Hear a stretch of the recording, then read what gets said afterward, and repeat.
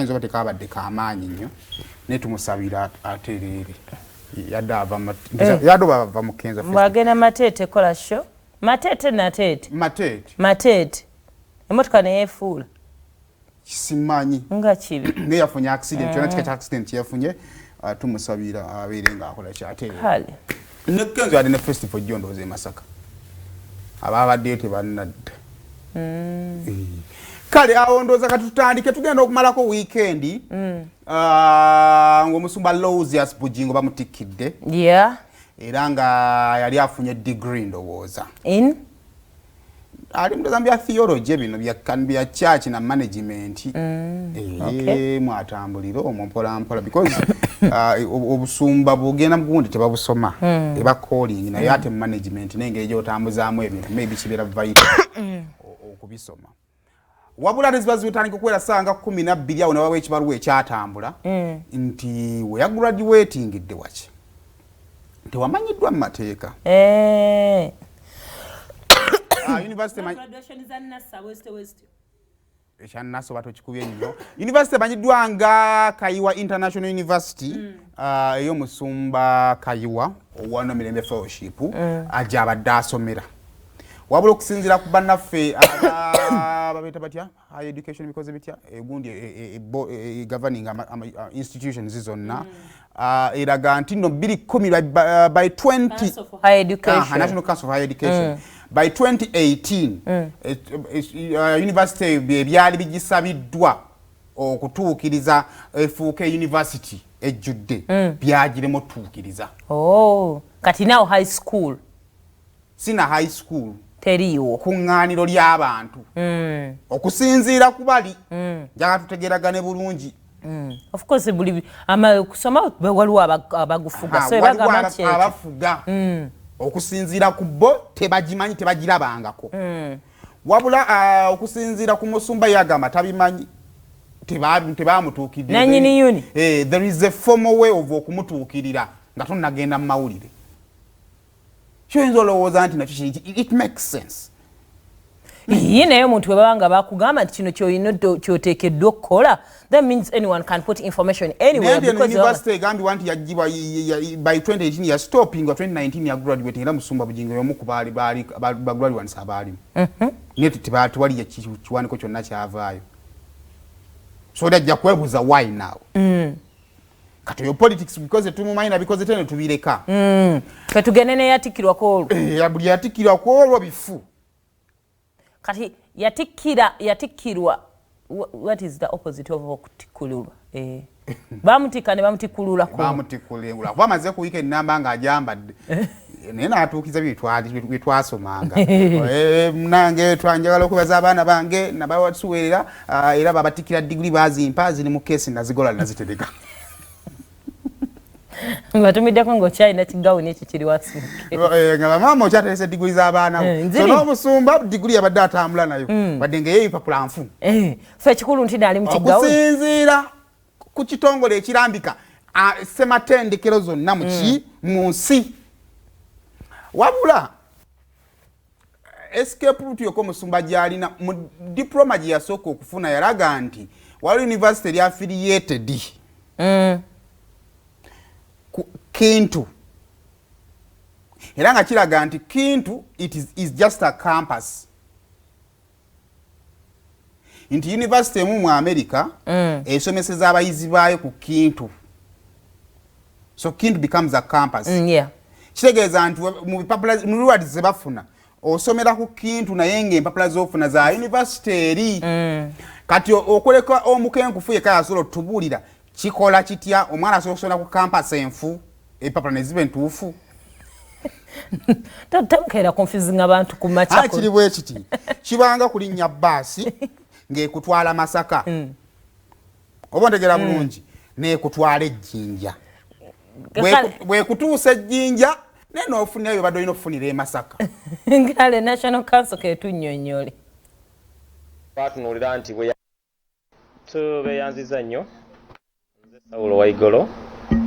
omwogezi w'ekitongole kya National Council for Higher Education. Kayiwa University bw'otunuulira ku bimu ku bintu bye twalambika nga tugiwa intention to revoke ekimu ku kyo twatunuulira nti bwe yalinga eteekayo okusaba yasuubiza okubeera n'ebizimbe naye emyaka gye yamalawo Kayiwa yalemera okuteekawo ebizimbe ebituukana n'omutindo ogugiyisa yunivasite. Ekyokubiri yalemererwa okuweza abayizi nga ba munyoto. Ekyokusatu yalemererwa okufuna abasomesa abatendeke abatuukaana n'okusomesa mu yunivasite kubanga eteeka erambika bulungi ani atuukaana okuyimira mu maaso g'abayizi ku ddala lya yunivasite. Yalemererwa okufuna abayizi abasobola okutuukaana n'ettaaka eryo. So nga n'ekirala etteeka ligamba nti olina okuba ng'osasula emisolo gya gavumenti omuli emisolo gisasa mu URA, osasula ositeekayera abakozi NSSF ne pay as you earn. Twakizuula mu kunoonyereza kwaffe ng'ebyo byonna Kayiwa yalinga tabiteekayo nabyo nga bityoboola etteeka eriteekawo. So n'ensonga endala nnyingi naye ezo ze zimu ku zo n'okusomesa program ezitaali mu mateeka ze tuyita okubeera accredited ezaali nga tezirambikiddwa. So bw'ogamba nti oddukanya mu Uganda ttendeke nga toyita mu National Council ebyo tuyita byoya bya nswa. Giving my former work we twasinkanidde mami abayizi baali ba munyoto nga balina omuyizi omu ayo tokikuba nnyo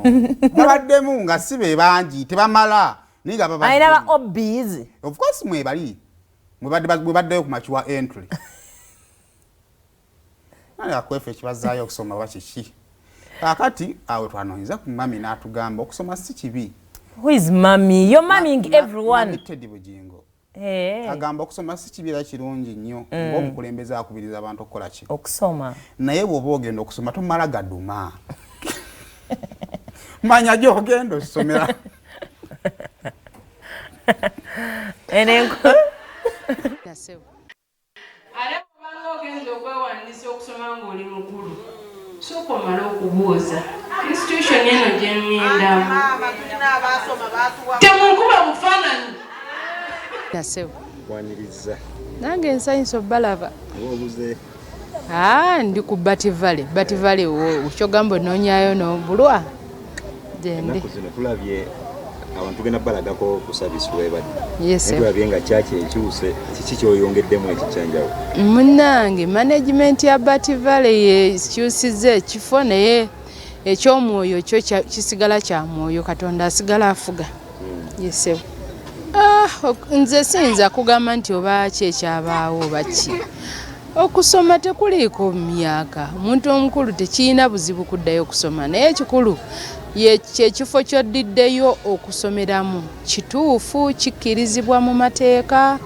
oba tekikkirizibwa mu mateeka eyo ensonga enkulu naye okusoma kukulu nnyo kubanga waliwo omuntu nga teyafuna kyansi kusoma ng'akyali muto. Era mbakubiriza nnyo abazadde muyimirire ku lw'abaana musomese abaana muyimirire bazadde abakyala n'abazadde abaami muyimirire ku lw'abaana okole ky'osobola abaana basome kubanga okusoma obutasoma buluma bukulu osanga wabadde ayagala okutikkirwa ku gino emyaka osanga oba oli awo naye kino njagala kigende mu balala aba planning okuddayo okusoma kubanga era abantu nze mbakubiriza abaddeyo okusoma mbakubiriza kati aba planning okuddayo okusoma sooka otunuulire awantu wogenda okusomera wakkirizibwa ate n'ekyokubiri kyogenda okusoma ogenda kutuukiriza butuukiriza kugamba bagambe nti bakutikkira oba kyosoma kirimu omulamwa ekyo yensonga enkulu naye nga ekyomutikkira nze mbadde simanyi nti bamutikkidde naye mukama mulungi bwe banga bamutikkidde alina budde bunyirira alema okwenyirira ddama adde kukwata ku nsi tebadde tamanyi era onaatusonyiwa okuyingirira tukujje mu budde bwe obwokunyirira buli lunaku asala myaka